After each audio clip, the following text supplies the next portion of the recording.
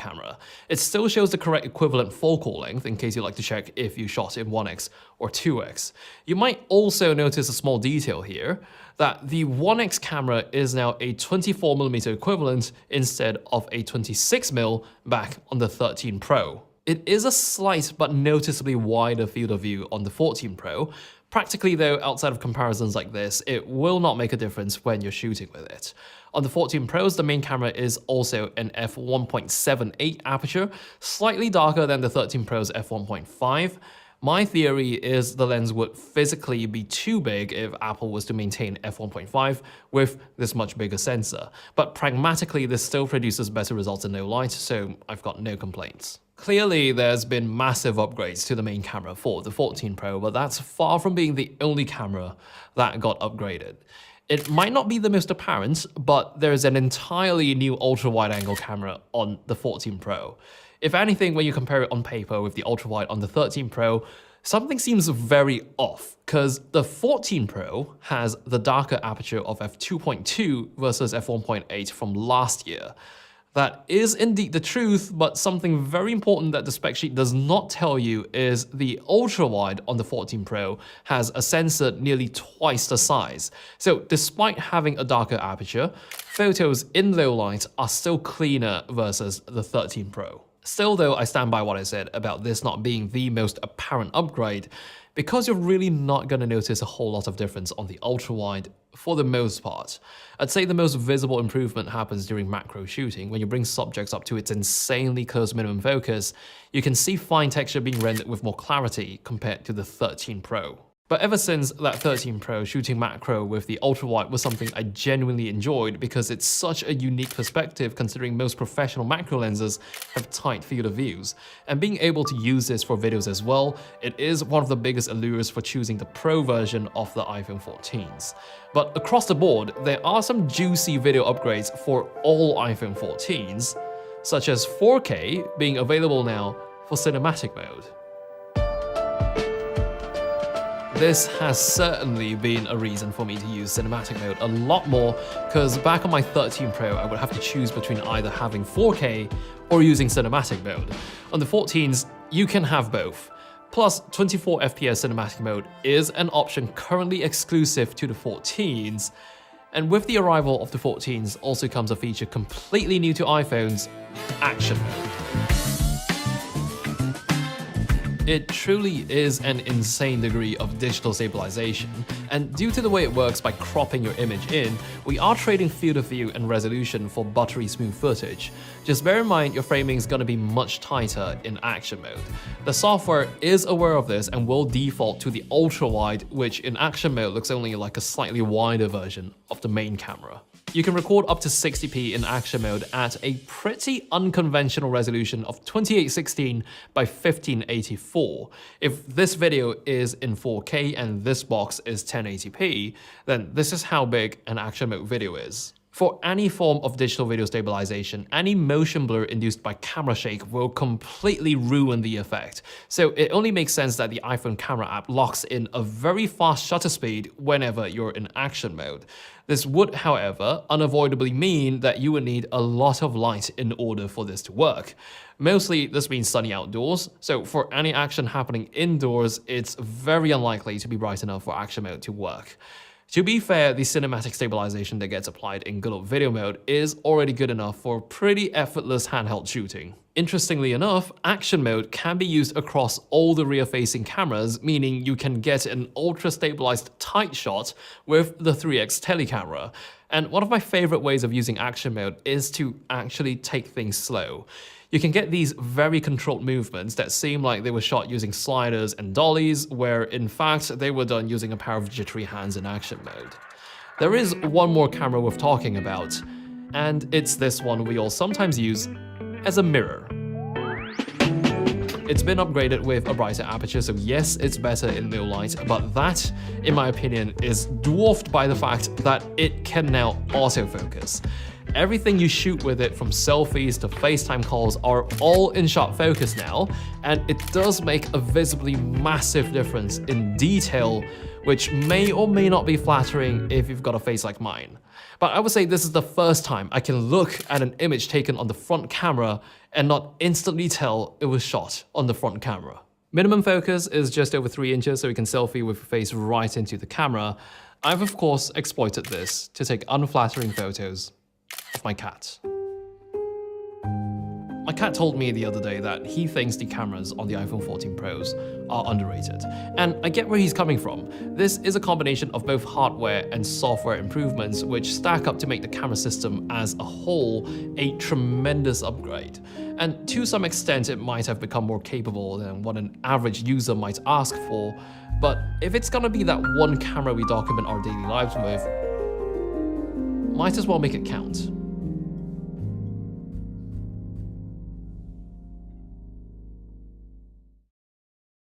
Nearly 3 months ago, the iPhone 14 Pro and Pro Max arrived at my doorstep, and I ended up going with the 14 Pro Max as my daily driver. I did, off and on, tried the 14 Pro, but I ended up choosing the 14 Pro Max, and I'm gonna tell you why I think this is a fantastic phone, and it really does depend on what phone you're coming from in order to upgrade and if I would recommend it or not. But I'm gonna tell you what I love about this phone, what I don't love about it, and give you my full long-term review of the iPhone 14 Pro Max. And before we get into everything, of course, follow me on Twitter, Instagram, hit me up over there if you want to have more of a conversation.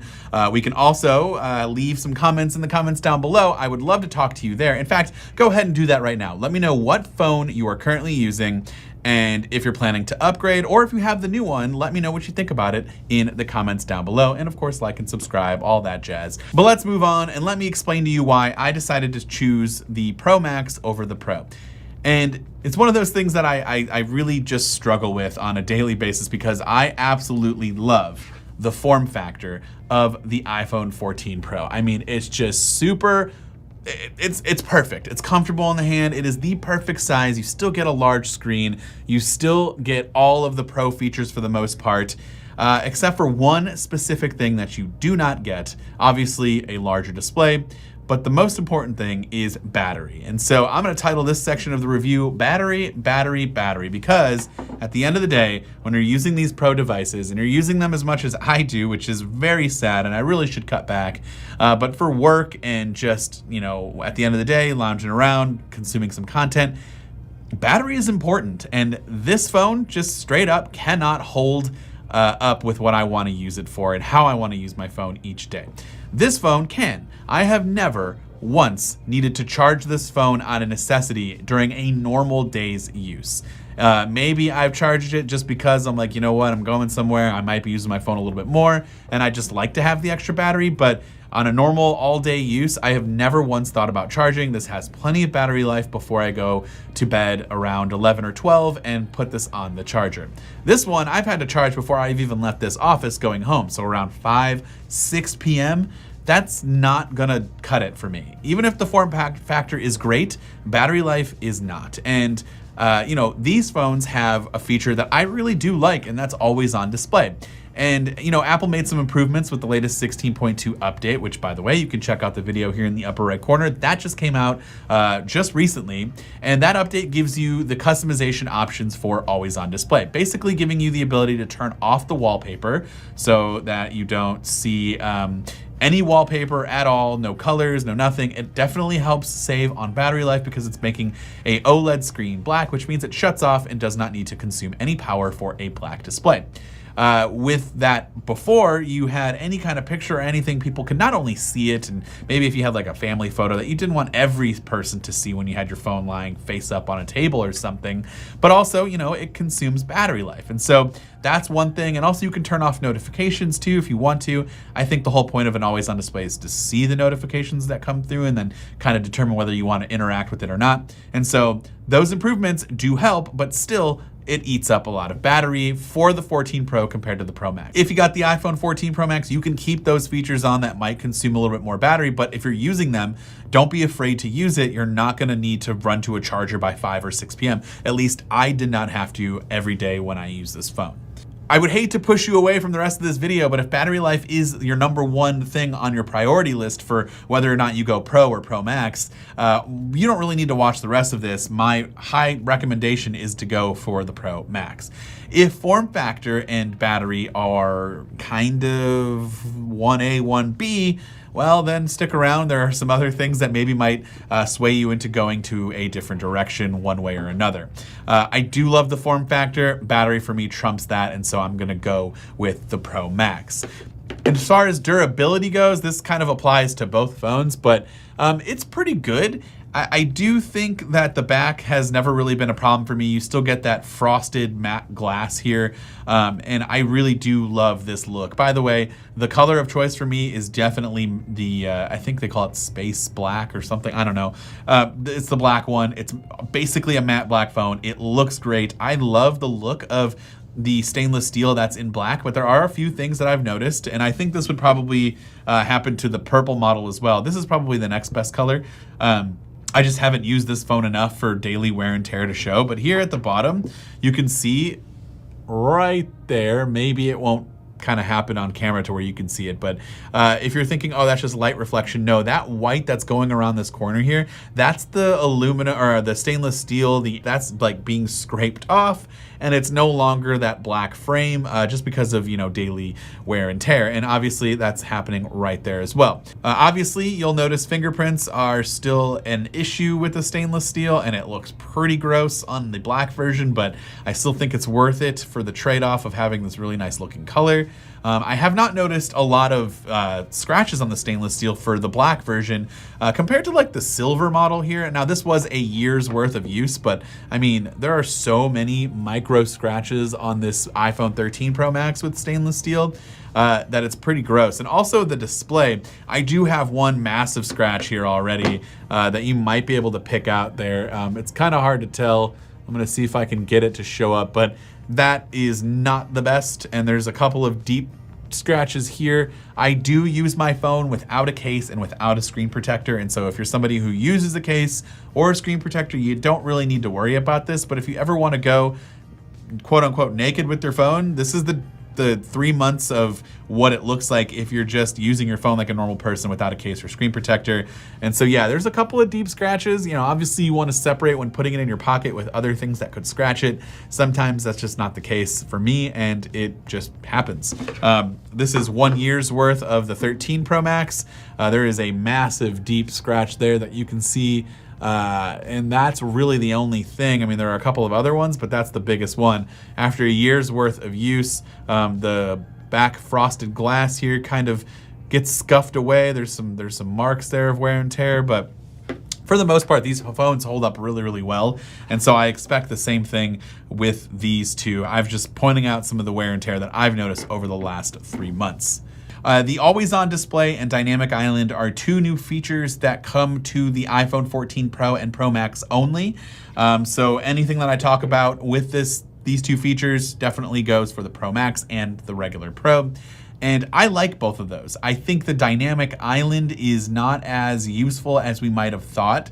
When Apple first introduced, they had a really good marketing campaign for that dynamic island. It made it look really, really cool. And it is cool, and still sometimes it like makes me kind of in awe that there's an interactable part of the screen here that's technically just kind of hiding a design, not flaw, but something that they needed to do in order to fit all of the tech up here. And so, yeah, I really do like when I get to interact with the dynamic island. It's just not always useful in everyday life. I'll also say, since the introduction of live activities, the dynamic island has been very useful for me for sports scores. I really love watching the Cavs. That's my local NBA team. And I really can't watch all 82 games. That's just not something I can swing, but I can keep up with it by having the sports scores in my dynamic island or on the lock screen for live activities. And so that is a really cool and useful feature. but I still think that, always on display kind of ranks above that in terms of importance and usefulness. I'll also say that my other favorite feature is something that is kind of underrated in my opinion, and that's how bright this display gets. And primarily when outside, the Pro Max and the regular Pro can top off at 2,000 nits of peak outdoor brightness, and that happens automatically, something you can't toggle on. I kind of wish it was something you could toggle on, but I think that could end poorly for a lot of users. And so Apple does it automatically, and it works really well. When I'm outside and it's bright outside, it automatically kicks on. You definitely notice it, and it definitely is useful. I have seen so many people around me with other iPhones that don't have that feature, and they're struggling, they're squinting, they can't really see, they're turning up their brightness all the way. This happens automatically. I can see everything. I can even have sunglasses on while outside in the sun and see my phone's display perfectly fine. And so huge, huge, huge feature in my opinion, especially for someone who likes to use their phone outside or is outside a lot. You don't have to worry about the sun being an issue. And next we go on to the major feature that definitely distinguishes Pro from non-Pro, and that's the camera system. With the non-Pro, you get 2 lenses. With the Pro and the Pro Max, you get the 3 lenses here. You get that telephoto lens. It's pretty similar to last year's telephoto. Still tops out at 3x optical. Next year with the 15, there's some rumors that it could go up to 10x potentially. There's some other phones out there that do a really good job of going up a little bit more than 3x optical, and then also have software features in place to go to 30x with really good clarity, even 100x with Samsung's Ultra, or the space zoom on the Ultra, I believe is what it's called. And so, yeah, I mean, the biggest thing here with this system is the new 48 megapixel main sensor, and you can take a 48 megapixel raw photo.